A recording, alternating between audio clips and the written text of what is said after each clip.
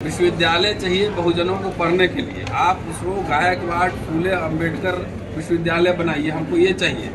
इसलिए बहुत सारा रिचुअल होता है। सरकार जो है कई बार आपको खुश करने के लिए लड्डू पकड़ा देती है, लेकिन वो उसका खेल भी समझने की कोशिश करने की जरूरत है। मंत्री रामदास अठावले जी, उनका ये कहना है कि बाबा साहब नहीं चाहते थे कि वो विजेता मिले, गलती से मिले। क्या बाबा साहब नहीं चाहते थे कि वो धर्म को अपना, इस पर क्या इच्छा नहीं, वो इतिहासकार है कि वो मंत्री हैं, अपने अपने लिमिट का काम करें। वो मंत्री अपना मंत्रालय संभाले, इतिहासकार है तो पेज नंबर लेकर आए और खुले मंच पे आए, यही धम्म भूमि पे दीक्षा भूमि पे उनसे बहस करने के लिए तैयार हो।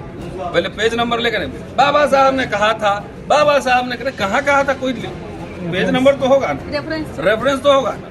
बिना रेफरेंस से कहा था, ये सब उन्हीं लोग का प्लान है जिसका यहाँ हेडक्वार्टर। कहा था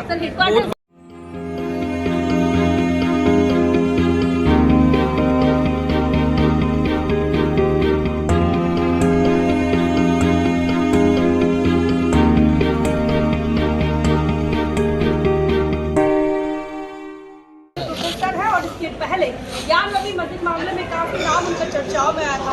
बहुत बहुत स्वागत है आपका। शुक्रिया। आज की 50वीं वर्षगांठ, क्या बताएंगे मतलब? चालू हो गया ना सर का रिकॉर्डिंग? क्या बताना है, भवन नहीं स्कूल कॉलेज यूनिवर्सिटी खोली। असली लड़ाई तो बुद्धि की है। तो जब अच्छे यूनिवर्सिटीज नहीं होंगे, अच्छे कॉलेज नहीं होंगे, अच्छे संस्थान नहीं होंगे, तो बाकी तो बिल्डिंग्स और मूर्तियाँ तो बनती रहती हैं। बेसिक लड़ाई तो विश्वविद्यालयों में लड़ी जाती है। और आप देख रहे हैं, इतने दिन से अगर वॉच कर रहे होंगे तो वो राजनेता कम, लेकिन राजनेता तो संसद विधानसभाओं में जो करना है करते ही हैं।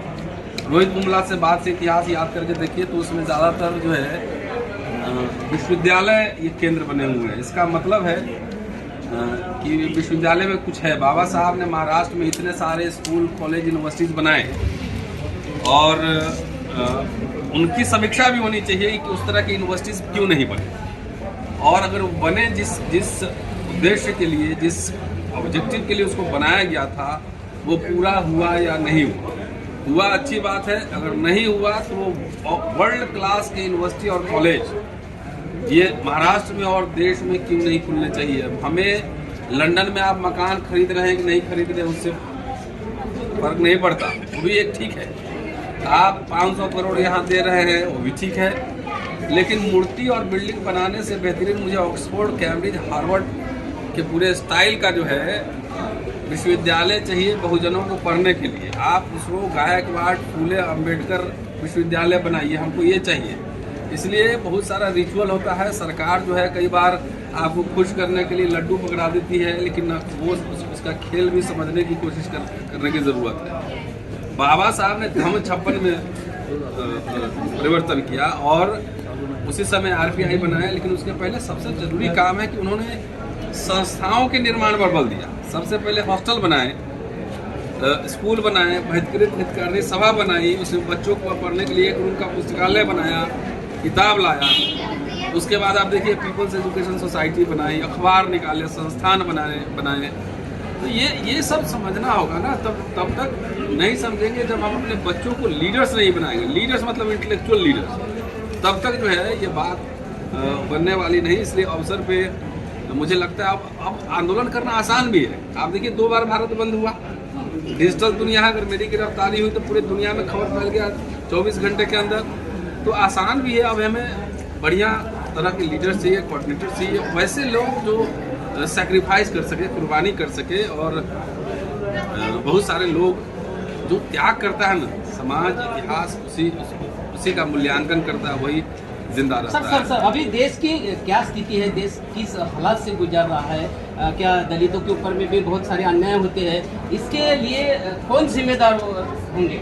जहाँ खड़े हैं यहाँ क्या चल रहा है आपको नहीं पता है। कौन जिम्मेदार है? सरकार और व्यवस्था जिम्मेदार हुई। क्या कहना है? यहाँ नागपुर में आपको आरएसएस और इसके खिलाफ बोलने में डर क्यों लगता है?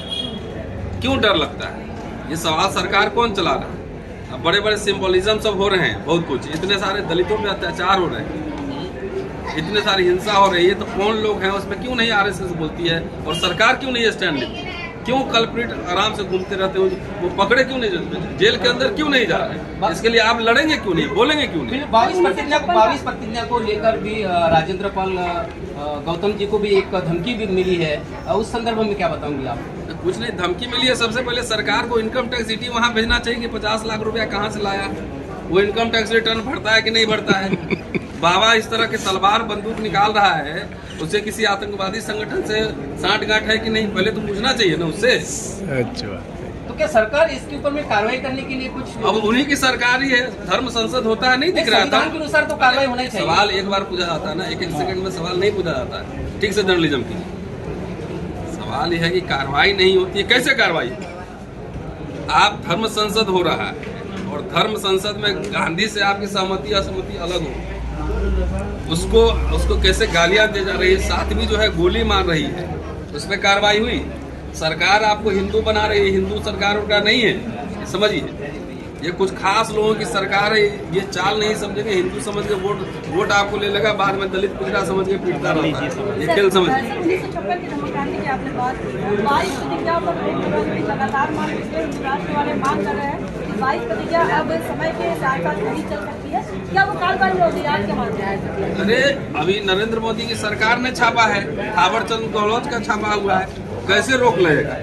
क्या दलितों पे जो अत्याचार हो रहे थे उस जमाने में क्या खत्म हो गए? मोहन भागवत को क्यों कहना पड़ रहा है कि अब जाति खत्म करनी चाहिए? जाति खत्म करना जो है मेरे खत्म करने से होगा, कौन करेगा? मुकेश अंबानी मजदूर कहेगा कि हम पूंजीवाद खत्म कर देंगे तो हो जाएगा उससे? तो जो खत्म किसी को करना है, मोहन भागवत एंड कंपनी को करना है, तो सबसे पहले यहाँ RSS चीफ बनाए एक दलित को, और शंकराचार्य सब दलित आदिवासी सबको बनाए, ऐसे ना खत्म होगा। अपने यहाँ बुलाए, अपने सोफा पे बैठाए, खाना खिलाए, तब ना जातिवाद खत्म होगा। जातिवाद खत्म होने का क्या मतलब? समुदाय तो रहेंगे ही रहेंगे, हम माने ना माने, लोग मेरी एक जाति तो मानते हैं। जातिवाद खत्म करने का मतलब है कि आपसी व्यवहार में, अवसरों के वितरण में, खाने में, शादी ब्याह में कोई भेदभाव ना हो। तो ये भेदभाव हम करते हैं कि कोई और करता है? कौन करता है? कौन व्यवस्था? ब्राह्मणवादी व्यवस्था के लोग, ब्राह्मण लोग करते हैं। तो सबसे पहले वही ना खत्म करेंगे। मेरे खत्म करने से क्या हो जाएगा? कैसे हम खत्म करेंगे बताइए? मेरे पास कोई फॉर्मूला नहीं है। सर एक और सवाल, आप इतिहास के जानकार हैं और ज्ञानवापी का जो मामला है वो लगातार उठता रहा। आपके बाद फिर लगातार महाराष्ट्र से भी आवाज़ निकली कि 84,000 बुद्ध विहार आखिर से के कहा गया। तो जो ज्ञानवापी मामले पर आपने जो टिप्पणी की थी, ज्ञान उस पर नहीं बोलूंगा। अच्छा, उस तो पर इतिहास पर बात करेंगे। 84,000 बुद्ध विहारों की बात करते हैं, तो उस इतिहास को लेकर भी अलग अलग राज्यों से मांग निकली थी, आप ही की वजह से, क्या कहेंगे इस पर? नहीं, सवाल यह है कि जरा खुदाई जरा ठीक से कीजिए। वो जो है मस्जिद के नीचे अगर मंदिर मिलेंगे तो मंदिर के नीचे बुद्ध विहार मिलेंगे। और ये पूरे महाराष्ट्र में घूम के देखिए ना, आप इतिहास देखिए, आपके आसपास बौद्ध स्तूप मिलेंगे, बौद्ध जो है आर्किटेक्ट मिलेंगे, सब कुछ मिलेंगे। तो आखिर इस बौद्धों को नष्ट किसने किया भारत में? उस पर कब्जा किसने किया? जगन्नाथपुरी चलिए, रामेश्वरम चलिए। इनके जो राष्ट्रवाद है, राष्ट्रवादी इतिहासकार ही लिखते हैं कि रामेश्वरपुरम जो है, जिसको शैतान समझ के चपत लगाता है, वो बुद्ध की मूर्ति है। तो उनको कब्जा किसने किया? घर वापसी उनकी भी होनी चाहिए। दूसरी बात है कि ये आंदोलन जो है, मैं तो एक छात्र हूँ, एक शिक्षक हूँ, पढ़ाता हूँ, एक्टिविस्ट हूँ। यहाँ आप धम्म भूमि में यहाँ पे मेरा इंटरव्यू कर रहे हैं, तो यहाँ पे जितने बौद्ध हैं, जितने बौद्ध भिक्षु हैं, जितने ये लोग चलाते हैं धर्म का काम करते हैं, इनको न जाके पार्लियामेंट्री स्ट्रीट पे आंदोलन करना चाहिए। इनको मठों से निकल कर जाके घर घर में धम्म का प्रचार करना चाहिए। राजेंद्र पाल गौतम धम्म का प्रचार कर रहे हैं, हम बोल रहे हैं, तो बाकी लोग क्या करें? मेरा काम नहीं है, मैं तो उपासक हूँ, मैं तो साधारण व्यक्ति हूँ। रोज मेरा काम थोड़ी है, राजेंद्र पाल गौतम का काम थोड़ी है। ये तो जो लोग सिस्टम चला रहे हैं, भारतीय बौद्ध महासभा को करना चाहिए, ये बौद्ध भिक्षुओं को करना चाहिए। आपके घर में कभी बौद्ध भिक्षु गए हैं ये प्रचार करने? सवाल उठाना हूँ ना, इस सवाल में इतिहास का छात्र सवाल उठाता हूँ, ये मेरा काम नहीं। उनसे पूछिए कि क्यों नहीं हो रहा, क्यों यहाँ से लोग जाके महाराष्ट्र से खास तौर से निकल कर बाहर जाके इनको प्रचार करना चाहिए था। महाराष्ट्र में ये पूरा क्रांति भूमि है ना, ये क्यों सिमटा जा रहा है? जब तक ये बौद्ध भिक्षु मॉन्क्स निकलेंगे नहीं, आप देखिए पुजारी लोग सुबह सुबह घर में घंटी बजाते जाता है कि नहीं जाता? कान में फूंक देता है कुछ है, तो वो काम कर रहा है। हमारे लोग क्यों नहीं काम कर रहे? ये सवाल उठा रहा हूँ, ये मैं कोई जजमेंट नहीं दे रहा हूँ। सर आखिरी सवाल, देश के युवाओं को, आप शिक्षक हो, देश के युवाओं को क्या संदेश देंगे इस माध्यम से?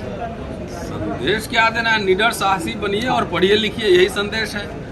और खाली सब लोग सरकारी नौकरी के चक्कर में पागल हुए जा रहे हैं। सरकारी नौकरी हो रहा है खत्म, 35-40 साल तक जाके वो लड़की का एग्जाम करेंगे, अपनी जवानी ऊर्जा सब बर्बाद कर लेंगे। इसलिए गिटार बजाने आता था, बढ़िया गिटार बजाइए, ढोलक बजाने आता है, बढ़िया ढोलक बजाने, क्रिकेट खेलने आता है, क्रिकेट खेलिए, बिजनेस स्किल है, बिजनेस कीजिए, पढ़ने का शौक है, जाइए ऑक्सफोर्ड कैम्ब्रिज में पढ़ के आइए, बाबा साहब बनिए। तो माँ बाप को भी, आप बच्चों को नहीं बोलो, जितने माँ बाप सुन रहे हैं उनको बता रहा हूँ कि अपने बच्चों को गर्दन पकड़ के जो ठेल देते हैं कि लड़की का एग्जाम करो, पहले उसके टैलेंट को बचानी है, उसमें कुछ और काम करने का मन है तो उसको करने दीजिए। तो ये हमारे जितने बुजुर्ग माँ बाप लोग ने, उनकी भी जिम्मेदारी, उन लोगों ने ही बर्बाद किया अपने बच्चों को, और वो हमारे समाज को भी। मैं देख रहा हूँ ना, मैं विद्रोही आदमी हूँ। अब मेरे पिताजी भाई बोले जा रहे थे कलेक्टर बनो, हम लेकिन नहीं बनेंगे, मुझे कुछ और करना है।